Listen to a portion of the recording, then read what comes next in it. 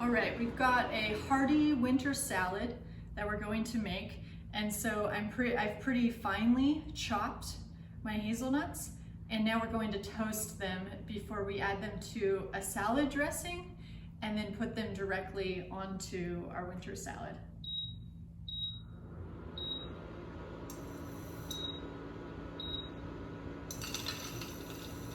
And we want these spread pretty evenly in the bottom of the pan, so I gave it a little shake. And we'll let those babies toast until they get nice and browned. Pan is on a pretty low heat, and I'm keeping the hazelnuts moving around so that they get toasted and not burned, but they are browning up nicely. All right, these were maybe on a little bit too high of heat. I turned them down more to low, and I'm keeping them stirring because I don't want them to burn. I just want them to get nice and browned and toasty. You can be tempted to walk away from them and think that you'll just come back, but you kind of need to babysit them and keep stirring so that they get nice and browned and not burned. And it's been 7 minutes that I've been toasting these, and they're looking nice and browned. I'll put them in a jar or a container so you can see them. And here are our toasted hazelnuts. They've got some nice toasty brown parts, and we'll use them to make a salad dressing and top our salad, our winter salad. So today we're going to make a hearty winter salad. I'm kind of winter transitioning into spring salad. It's going to have hazelnuts both on top and in a dressing that I'm going to make, and it's got roasted butternut squash, just diced into little pieces. It's roasting in the oven right now. The oven's at 425, and diced, cubed up butternut squash is going to roast for about 15 or 20 minutes until the edges start to get brown. And those will be the main ingredients, along with pear or apple if you like, and some kale and greens. Those will be the ingredients of a hearty winter salad that could almost be a full lunch, or make a full meal out of it really easily by just adding another side for dinner. I'm going to do 2 different dressings. So this will be our first dressing that actually has hazelnuts in the dressing. It includes using a little food processor. I'll also make a hearty winter salad dressing that does not need to use a food processor if you don't have this piece of equipment.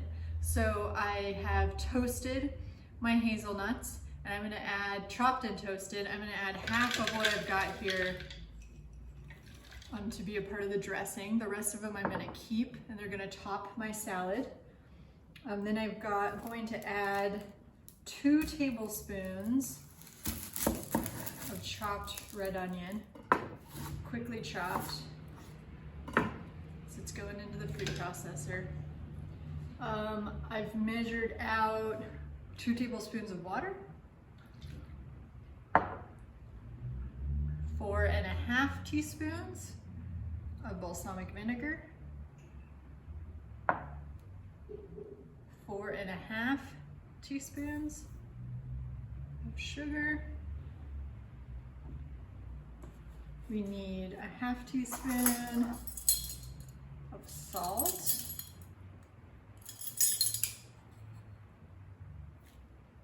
Got my nice flaky sea salt. I'm gonna do a garlic clove. Just really quickly cut off the bottom of it. Give a little smash with my knife and throw it into the food processor.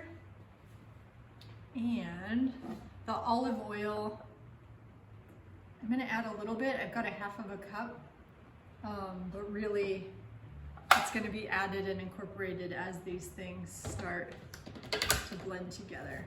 So that's why this comes out of the food processor.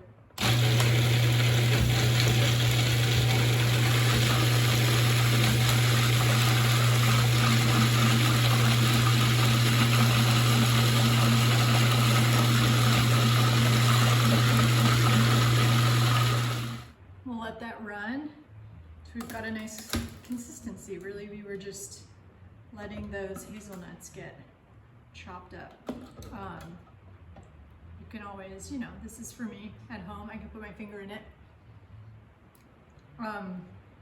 Give it a little taste, salt it to taste if needed. I think that's one of those skills that definitely did not come naturally to me. I had to like work to develop that by having little tastes of things and adding a little bit, sprinkle of more and more salt until it has that like nice little zing, but don't overdo it. I'm gonna give this a couple more pulses just to let it, just to get those nuts a little bit finer. So that's a delicious dressing. Especially if you like balsamic vinaigrette, you'll like this one. We'll make a second dressing that's super simple, doesn't have balsamic and doesn't require the food processor, but this is our first dressing to go on our salad. So our diced butternut squash has been in the oven, so I'm going to pull that out to let it cool and then prepare another salad dressing and get our salad going.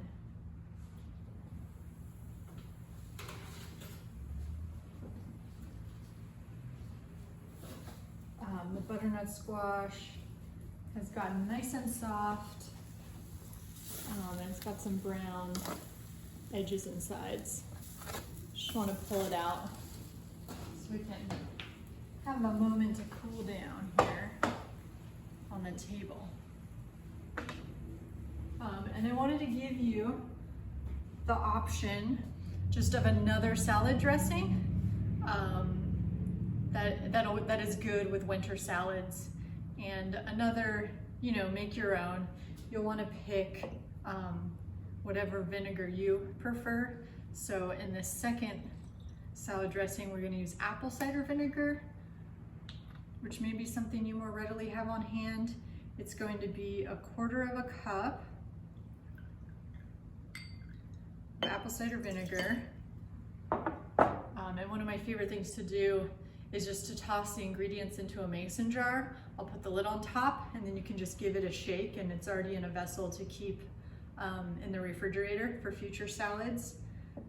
So don't be afraid to make a bigger batch or a smaller batch. So we've got our apple cider vinegar in there, and we're going to do 2 teaspoons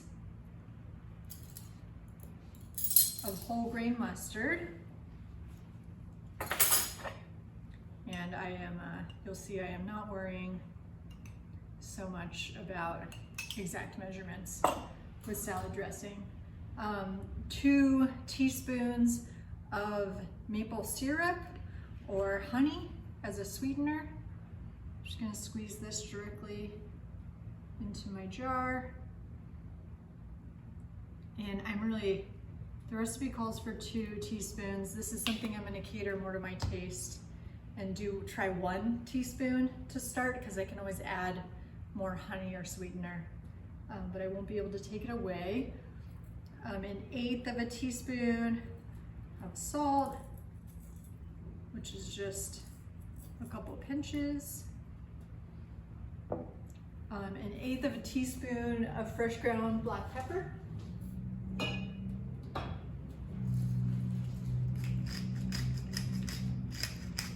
And again, I'm not measuring it, I'm eyeballing it.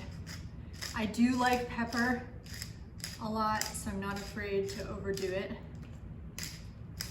with fresh ground black pepper.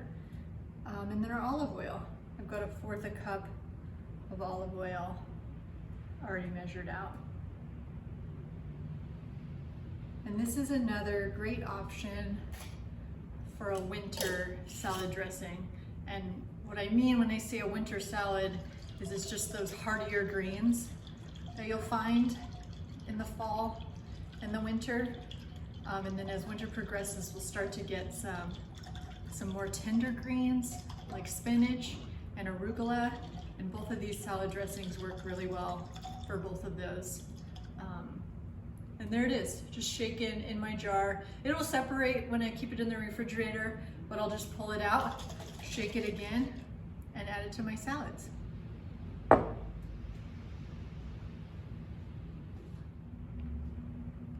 right, we are going to assemble our winter salad, which starts off with our dino kale here. I'm gonna chop it. I'm leaving the rib in there. I don't mind. I like that hearty bite of salad with my kale, but I am chopping it pretty small. And then there's a technique that I would say is optional, but I'll do this with my salad today. I'm going to squeeze a little bit of lemon on my chopped kale, and I'm going to put just a little bit of my dressing in there, because what I want to do is massage the kale. When people talk about massaging kale, it's a real thing. Massage the lemon juice and a little bit of olive oil, or a little bit of the dressing that you're going to use, into the leaves. And you can see the leaves, they change color as they get the oil and the acid from the lemon on them. But it just tenderizes them a little bit.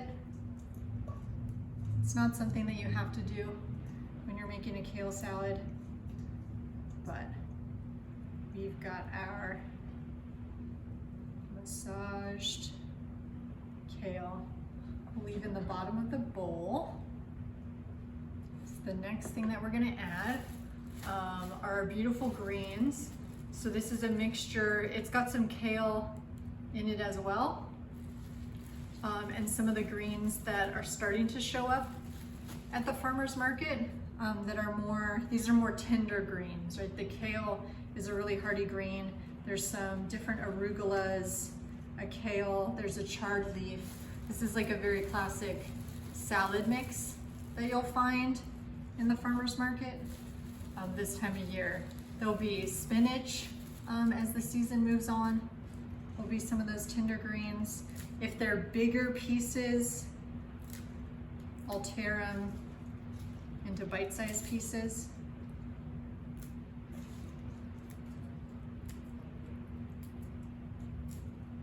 I'm going to add some slivered onion, red onion. You know, the kale and the salad greens and the red onion are in here. And now I'm going to toss it with our delicious hazelnut dressing, hazelnut balsamic vinegar. And right now I'm just sprinkling it, drizzling it around the bowl. And then I'm going to toss it to really thoroughly mix it in there. And I'll maybe add more salad dressing as needed. But I want the leaves of these greens to be nice and coated, so we get the hazelnut flavor and the balsamic flavor throughout.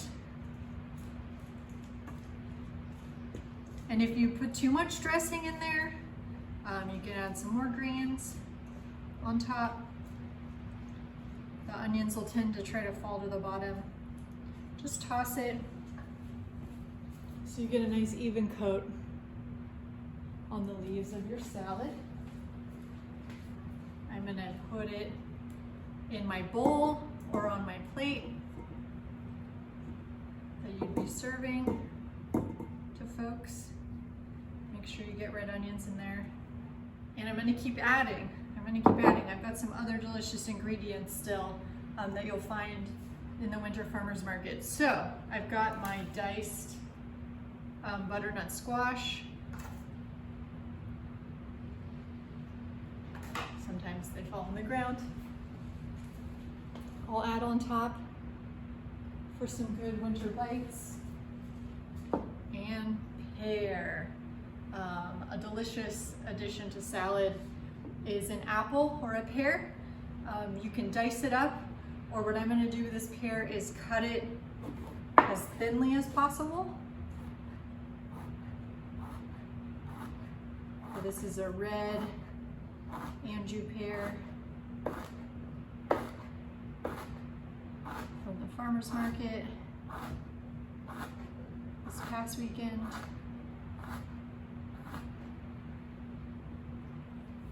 Had the flat side down on the cutting board.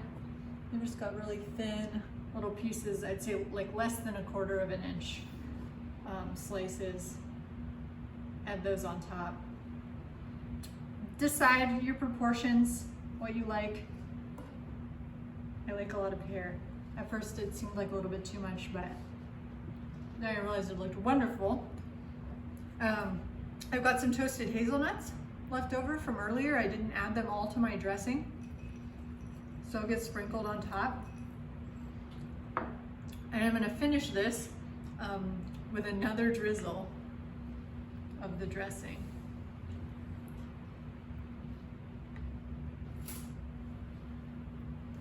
To make sure that the pears and the butternut squash get what I made.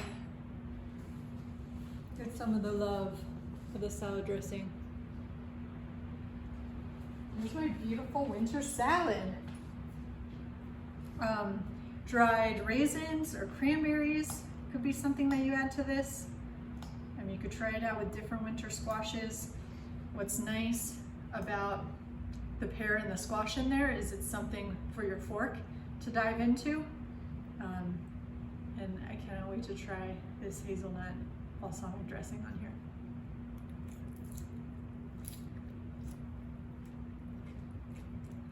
I'm gonna keep eating the salad, but I'll see you soon.